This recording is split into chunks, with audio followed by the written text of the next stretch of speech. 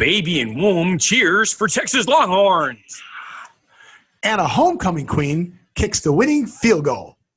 And the next day, she takes the ACTs. Yeah, she probably did well at that, too. Homecoming queen, field goal, ACTs. Why not? Archie Griffin from the Cincinnati Bengals gives us our genuine positivity message. And what a surprise. The NFL may have sent fake fan letters to the FCC in 2014 to keep the sports blackout rule, but it didn't work. And it looks like we just had a football-themed show today. Yep, and the kick is good. Did you signal? Yeah, we both have to signal because I did. Because there's two underneath the uprights. So one, but now I've seen only one guy signaling. I don't know. They keep changing the rules, but the kick is good, just like the homecoming queens. Welcome to What Happened to the World Today. I'm Steve. And I'm Scott. And this is a tale of how bad life decisions led to a YouTube show. And we're going to talk about what we've noticed is going on in the world today. And what do we notice is going on in the world today? I'm going to have to say football's back. American football season has begun. Yay! And can I say that last weekend I really thought the Bears were going to win? Everybody thought the Bears were going to win. But then again, Aaron Rodgers does it again, comes back, not even putting weight on his leg because he had a guy fall on him in the first half and kind of tweak his knee. You could kind of see it where his one leg was up and he landed on his like this part of his leg and it kind of went, and the knee was kind of like. For those of you who weren't paying attention, the score at the third quarter was 20-0 with the Bears on top, and the Packers still won. Unbelievable. Well, they flashed a stat in the beginning of the game, and they said no quarterback debut has ever beaten Aaron Rodgers and the Green Bay Packers. Right. So there you go. They jinxed him right from the beginning. 1 point. That final touchdown throw by Aaron Rodgers, though, down the middle of the field. Was that not insane? That should never have happened. That was just, that's like you believe in what you believe in, football gods or divine intervention or whatever, but really? Well, Randall Cobb did a great job, too. He can't take it all away. Yeah, well, and then Clay, I'll bet you Clay Matthews is ecstatic because they had the Bears stopped, and it was fourth down. And then Clay Matthews roughed the passer. I mean, like 3 steps. It was like, the ball was gone, and then first down. I'm like, oh. Well, you notice, though, he was trying to stop. He pulled his arms back, so it wasn't a tackle. Oh, was he? Oh, I didn't think he was trying to stop.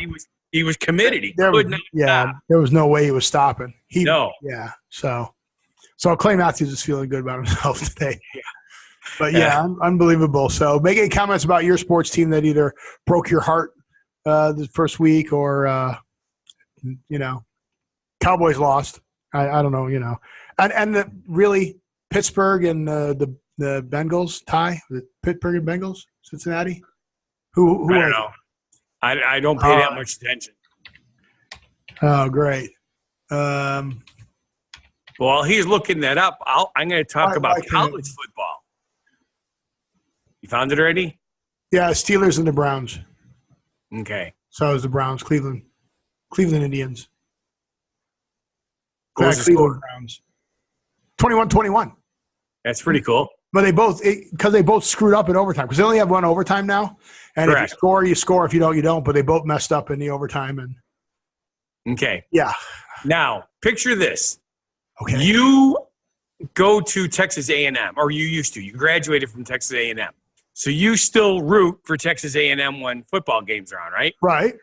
Okay. Right. Well, yeah. If you went to a school and went to like the Ohio State, you still cheer for the Buckeyes, and Notre Dame still cheer for the Golden Domers. Now, can you imagine the chagrin these parents would have when they go in for their, what is it? Sonogram.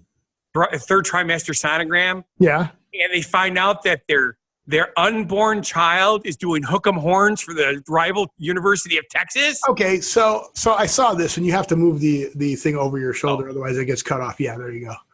Yeah, so let's both do it, and then we can make that the screenshot. There you go. Well, here's the challenge I have with that. That's not just hook 'em horns. You ever go to a rock concert? Yeah. Yeah. So how do they know the baby's not rocking out? And I think it also means cuckold in Italy. It means what? Cuckold in Italy. Really? I think that's the one. Why do you bring this stuff up? I think you turn it around the other direction for a Well, dad. yeah, there's stuff the other direction. I mean, a lot of different this way, but yeah, that's not. if you take a look at the picture of his hands, it looks like he's doing it this way. So maybe he's telling his soon-to-be dad something that he doesn't know. So he's speaking Italian? Yeah. Hey, Dad, you're not really my dad. Why do you bring this stuff up? Because stuff comes in my head. And always looking it up. You see, that's the problem with our show. Oh my God! Really? Oh my God! Wait, you thought I was lying? But I know stupid information that I have no idea why. Gesture. Are you supposed to do that? I don't know, but it's showing it. It's showing it this way. Yes. No way. Way. How did you possibly know that? What's my favorite subject in the whole wide world? Sex. Yeah. But in Hinduism, the hand gesture known as Apana Yogi Madura. That's a mouthful, isn't it? The lion. In Buddhism, very common used by Gautama Buddha. Expulsion of demons, removal of obstacles or negative thoughts. Offensive Mediterranean Latin countries, directed towards someone, swiveled back and forth. So it is swiveled back and forth, implies cuckoldry. So it is the swiveling. All right. So for common words for cuckold in Italian. No shit. Ta-da! Wow. That is, yeah, contemporary for music fans, for rock. Yeah. In Wicca, it's a sign of the horned god. Yep. Wow. See, it's a universal sign. You just got to make sure you know you're in the right country when you're doing it. Okay, so just so you know, hook 'em horns might be the most famous university that uses it. Yes. But yeah, University of South Florida Bulls use it. North Dakota State Bisons use it. North Carolina State Wolfpack uses it. University of California Irvine. Wolves don't have horns. But the ears. The ears. Similar gesture with the middle of the ring finger moving up and down over the thumb and the middle of the wolf's jaw. The wolf's jaw. Yeah, I think the thumb has to be out for the like this. Yeah. I think it's like that. I get it. Yeah. University of Irvine Anteaters. I don't know how they do that. Then the University of Nevada Reno Wolfpack. University of Utah. Pinky fingers straight and parallel each other form a block of a U. So U for University of Utah. Sure. Northwestern State University Demons for the Forkum. I mean, Arizona State University Sun Devils for the pitchfork. Sure. By extending the index and middle finger, make the signs of a pitchfork by extending the index and middle fingers. Well, if you extend your middle finger, a pitchfork. Okay. I don't index get middle finger. Oh, that's harder. I don't get that one. Grand Canyon University Antelopes. Touching the tips of the ring and middle finger to thumb, shaped antelope and the horns, like that. Wow. So yeah, like a lot. There's a lot of. Certainly. Yeah, I would have said my baby's. Let alone the most prevalent one that we won't do. My baby's rocking out. Yeah. So there you go. So you see whatever you want to see in that, I guess. Exactly. Hey, you want to see something really cool in a high school football game? Okay. What do you want to see? How would you like to see your homecoming queen kick the winning field goal? That's pretty cool. So in Mississippi, wait. MISSISSIPPI. Okay, so you can spell Mississippi. Okay, so the homecoming queen gets crowned at school that day. Correct. Plays the game that night. Oh, no, wait a minute. Kaylee Foster, a senior, was named the Ocean Springs High School homecoming queen during a ceremony at halftime. Halftime, yep. Holy cow. Swapped her crown for a football helmet, went back to work as the team's kicker. How cool is that? So she ended up scoring the winning field goal. So I'm going to say this girl's a little bit of an overachiever because it also says that she did not get a chance to celebrate because she had to wake up early the next day to take the ACTs. So we probably got 1,800 on that. I think you get 1,800 ACTs. What's the highest score on an ACT? I don't remember anymore. It's been a long time. They change it. Yeah. The one thing I remember still is taking 36 out of 36. So the act is 30. It only goes to 36. Okay. So yeah. What about the ASVAB? What was that? The high score. ASVAB? I don't know what that is. Armed Services Vocational Aptitude Battery. Oh, really? I have no idea. Let's see. As we both don't talk. So you must score at least 36 points of the 99 points. High school graduate score as low as 31. So it doesn't say what the high score is, which you should. What is the highest score one can get? Highest score percentile 95, which means I did it 95.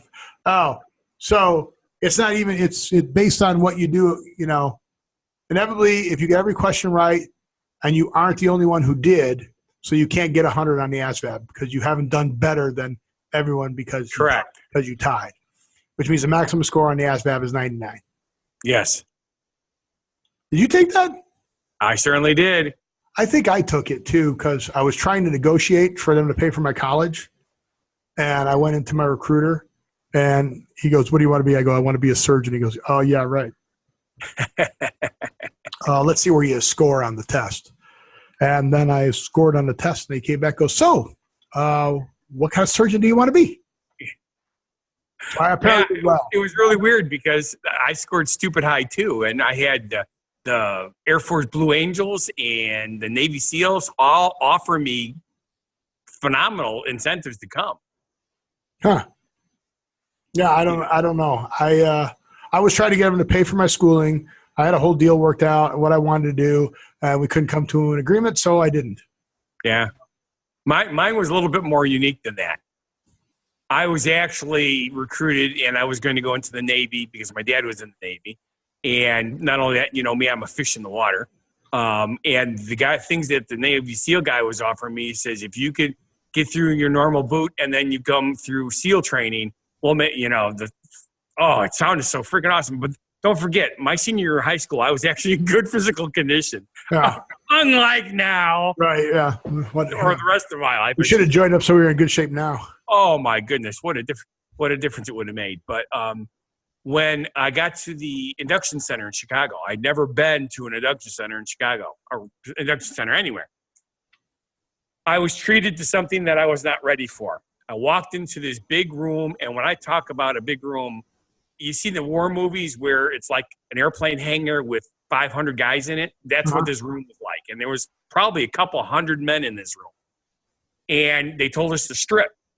Okay. Now I have obviously been naked in the shower and boys' gym and stuff like that, but that's with 10 other guys, right? Right. There's hundreds of guys all stripping down.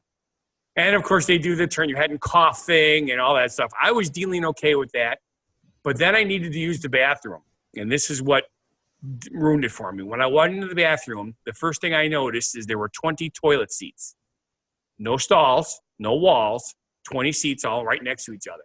And there were like a bunch of guys sitting on the toilet going to the bathroom. I need stall walls. You're a private pooper. I'm a private pooper.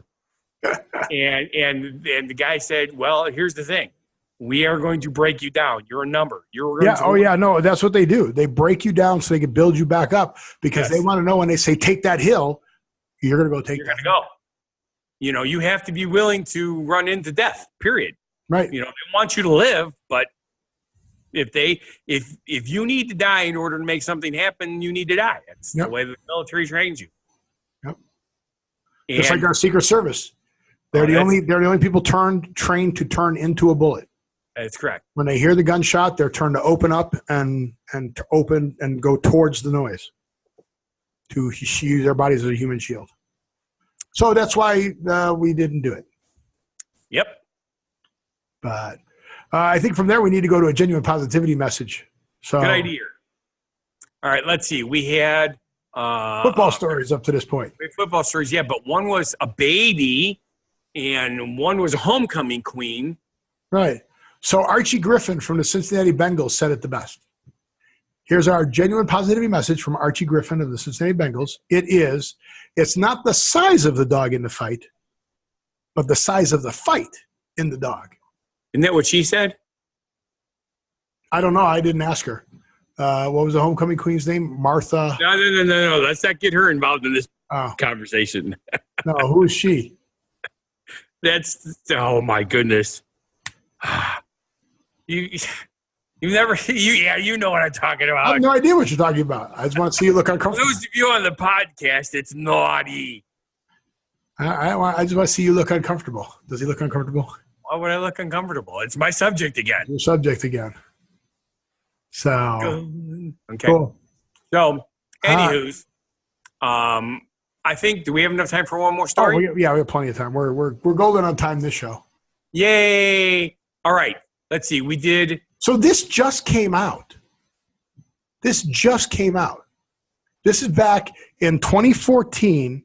The NFL had a big push with the FCC to keep the sports blackout rule. So yes. The sports blackout rule is if they don't sell out a stadium, they don't have to broadcast the game. Correct. And this is not just football. I know they have it in hockey. Did they have it in baseball also? No. Okay. So football has it. Hockey has it. I'm not sure if any other sports have it. Comment down on the bottom there if any other sports, have the blackout rule. But the blackout rule is supposed to encourage viewers to attend live events and fill up the stadium. Yes. Even if your team sucks, you're supposed to show up. Yeah. Right. Whatever. But I guess the Wall Street Journal broke this story. Was this Wall Street Journal? Yeah, it was. Just okay, I'll take your word. Yeah, there it is. Wall Street Journal. Yes, Steve knows. Just go with it. I'm trying to lead you down the path here. Yeah, but you're supposed to use the cattle prod when you want me to go somewhere. Terrible. But yeah, so that many of the letters appeared to be fake. Yes. Some of the signatures, but you see this all the time in politics. We don't talk politics, but you see this all the time in politics where they use fake names, like Bilbo Baggins, from The Hobbit, right? Hey, or that's a real name. Or Jack Sparrow. It's like Captain Jack Sparrow. Let me play the Captain Jack Sparrow. That's right. Please don't. So I can't. Why would fans be sending letters to the FCC supporting the blackout rule? Right. They wouldn't. They really wouldn't. Yeah, it's not clear why they would. All right. So this was back in 1975. The original rule came in place. The NFL successfully convinced the FCC to enact the controversial blackout rule. 1975. Yeah. Banned cable and satellite providers from airing select home games that haven't been sold out. With help from the rule, the NFL could simply choose which local TV broadcasts and which poorly selling games it wanted to block. So it didn't have to do it. It would just do it. Correct. Some years that number was it was a game. It wasn't technically sell out. There was a percentage that they considered sold out. Some games wanted to block it. Some years that number was one game, and others it was 15. Wow. Sometimes teams would purchase tickets make sure that the games wouldn't be blacked out. Right. But yeah, they said a lot of the letters. The reason they found this, and obviously if you put this in a computer, a lot of the letters began, "I write as a football fan." Yes. After you get 1,000 of them that start off the exact same way, and it's so. I write as a football fan. No, these aren't written by the same entity and put together. Yes. Yeah, it's crazy, but yeah. And then in 2014, this is when the letters went out. this is when the NFL lobbied the FCC to maintain the rule. And they won. The rule was maintained, but now they're saying that falsely a lot of these emails look to be faked, according to the Wall Street, allegedly by the Wall Street Journal. Do I have to say that? Allegedly and by the Wall Street Journal? Well, apparently the FCC unanimously repealed the sports blackout rule in 2014. Unnecessary and outdated. Oh, that's good. Yes. But honestly, especially when it comes to football, tickets are so hard to come by. I can't picture teams. Well, yeah. Well, you're in a major market. You're in. Well, okay. So Green Bay definitely sold out all the time. Yeah. Lambeau Field definitely sold out all the time. Always sell out. But the Bears still sell out. Now this year they're supposedly going to do well, and because of that, they'll probably sell out also. Right.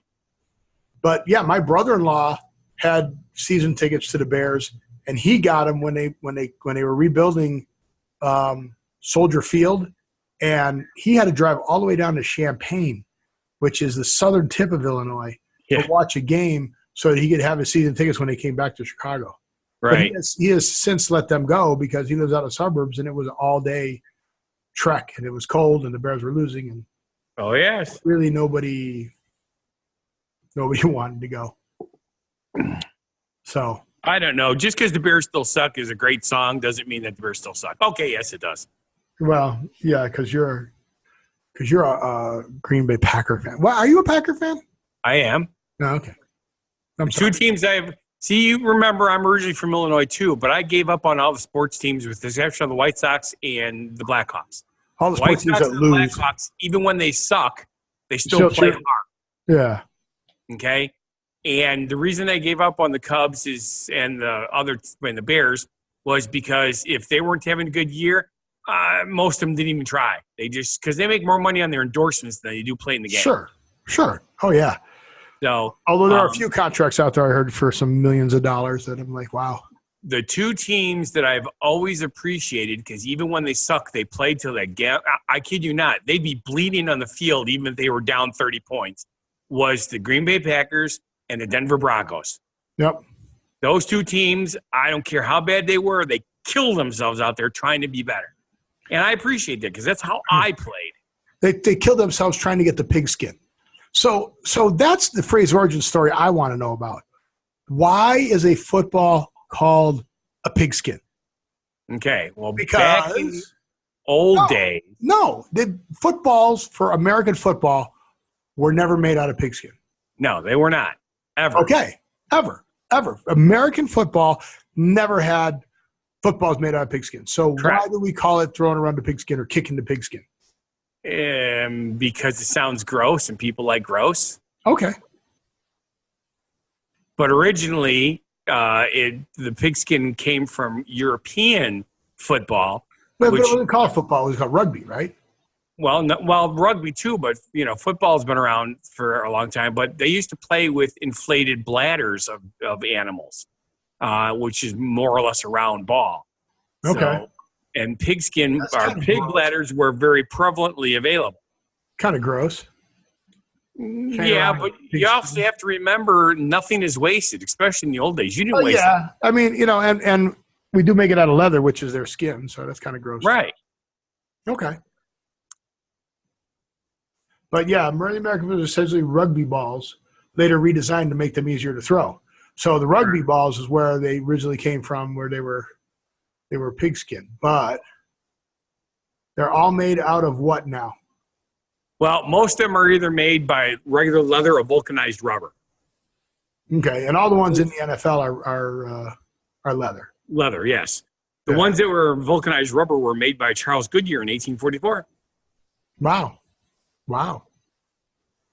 That's pretty cool, huh? That is pretty cool.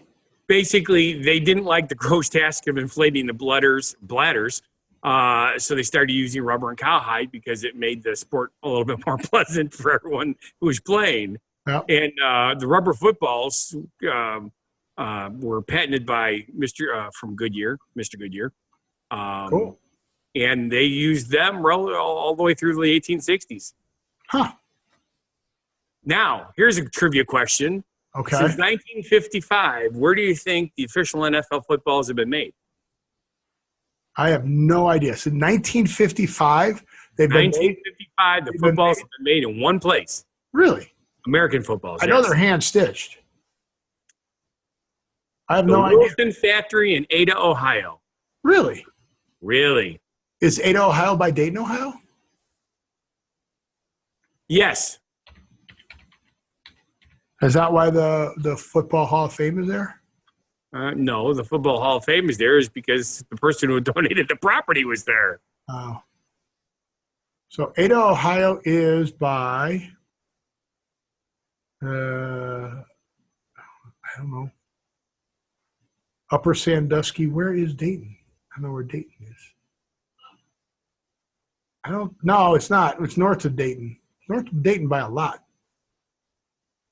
But it's on the same side of state, so I'll give you that. So that's weird. Okay. Very cool. Very interesting. Okay, now. Here's another. We got enough time for a few more trivia questions? But there's more. No, but go for it anyways. Okay. What is the original shape of the American football? Oval? Nope. Round. Was it completely round? No, that was the problem. It was supposed to be round, but I thought it was more plum-shaped. The technology wasn't good enough, or whatever, the quality wasn't good enough, and the ball kept deflating during the game, so they kept blowing it up, and then it would elongate a little bit while they were using it. Most people thought it was created that way to make it easy to pass. But here's another trivia question. When was the forward pass introduced into the game? I'm going to guess 1907. Close. 1906. Oh, come on. It was the 07-06 season. I got it right. Or 06-07 season. All right. Who did the first pass? See, you're on a different page, aren't you? Because that's not on mine. No, I'm not on a different page. I just know this in my head. All right. Who did it? I wasn't around in 1906. Bradbury Norton Robinson Jr. Oh, I like that name. Yep. Played college football at the University of Wisconsin. There's your tie. Woo! That's why I said that. College football, University of Wisconsin in 1903, and St. Louis University from 1904 to 1907. All right. Now, what is the actual name of the shape of the current football used today? Football. It's football shaped. Everybody knows that. Correct. I got it right. The technical term for it. How's that? Football shape. You know how like trees and plants have Latin names for everything? I have no idea. What's the official shape called? A sphere? It's known as a prolate spheroid. So yeah, some kind of sphere. Yep, prolate. Got that right too. Football shaped and some kind of sphere. Got them both right. Cool beans. All right. We're probably out of time. We are out of time. So I just want to thank you for watching. If you feel our show is not a bad life decision, please subscribe, watch our other shows and channels. Go to whathappened.world. Check it out. You can get to everything there. Go to Fun Guy, the Entertainer Cooks for You. That's a great show. Like I said, I'm plugging the hell out of that. So I appreciate it. I must apologize. I told people Steve does a great job with his editing on our show. And I realized I made a boo-boo on mine. That's all right. You'll get better at editing because we've got some information coming up on our next show about the future of this show. So stay tuned for our Tuesday show. And with that, I want you to live every day, and we'll see you at the next show. Be genuinely positive, live and love life, and have a good one.